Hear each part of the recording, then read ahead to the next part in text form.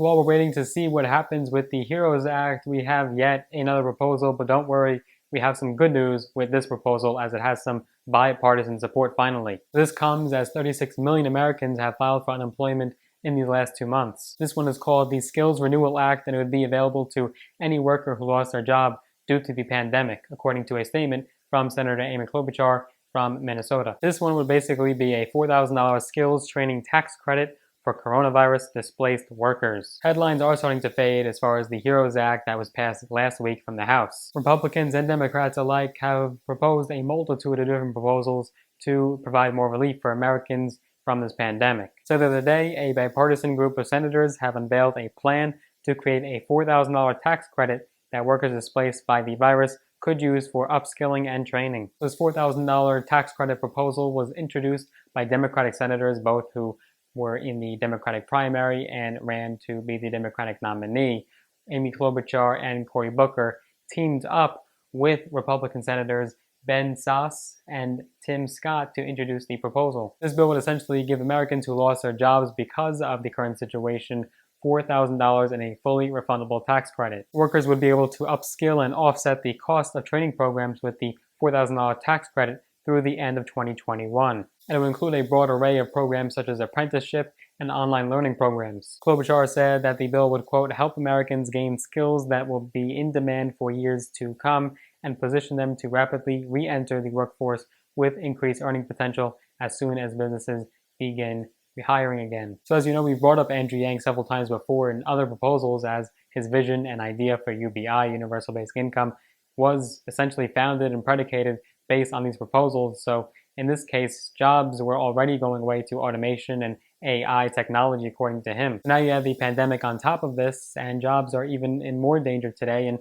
face greater threats. According to Columbia Law professor, there's an acceleration of technological substitution for some workers. He said you take a precarious workforce with precarious financial circumstances and you just exploded the risk to these families with the virus. The crisis is coming to bear the US economy as it's continuing to roil from the coronavirus pandemic.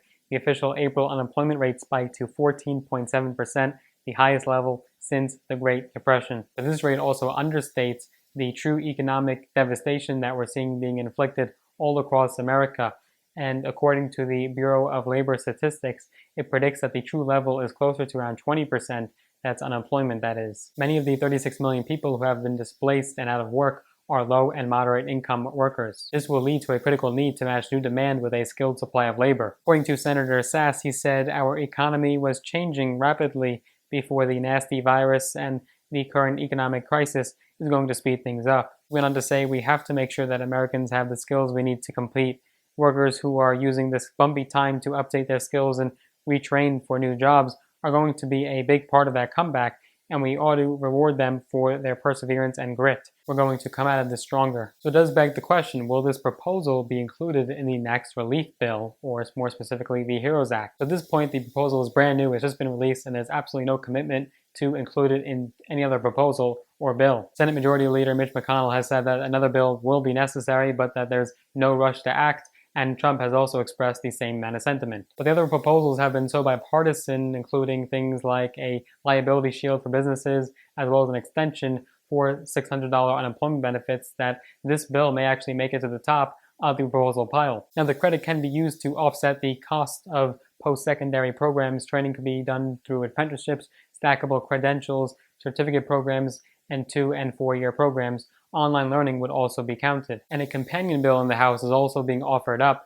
by Representatives Susan Brooks from Indiana, Derek Kilmer from Washington, Terry Swell from Alaska, and Glenn Thompson from Pennsylvania. Brooks said in the statement, quote, we know as a result of this devastating pandemic, many in our workforce who lost their jobs are facing incredibly difficult financial burdens, and the key to their future is giving them the necessary tools to find a new job. So I do think that this would help out some Americans, and it is a step towards bipartisanship and working together across both party lines. However, as it's just a tax credit, as it's just a tax incentive, it's not necessarily going to put direct money into the hands of Americans right now and help them right now to pay their bills. You wouldn't necessarily see the advantage until you go to file your taxes, and so this is a small step, but it is not nearly enough in my view. Although it's a nice gesture, the focus right now should be solely on putting more money into the hands of Americans. It should be on another round of stimulus checks. It should be perhaps a monthly payment, and definitely I do think that the extension of unemployment benefits will greatly be advantageous to lots of Americans. We do also have to help out the essential workers as well. They're really bearing the brunt, for the most part, of this, as they're still having to work on the front lines and being in close contact with this deadly virus, and so they should receive pay and benefits as well. This kind of a proposal should be strictly an afterthought, something secondary, something that you could throw into the HEROES Act or something akin to it. I don't believe we should be spending time on getting this passed as soon as possible. I want to hear your thoughts down below on this proposal. Do you think it's a good idea? Do you think it should be something that's written into the next relief bill? Tell me your thoughts down below in the comments. But I hope you enjoyed that video. If you did, be sure to give the video a big thumbs up, smash the like button. It'll just help with the YouTube algorithm so more people can see videos just like this. And if you'd like to see videos from my channel, I post videos every single week without fail. I post videos covering business, finance, entrepreneurship, mindset, strategy, and tips and tricks from my own experience. Be sure that you are subscribed.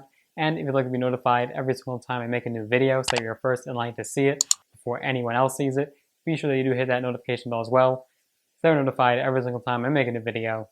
See you in the next one.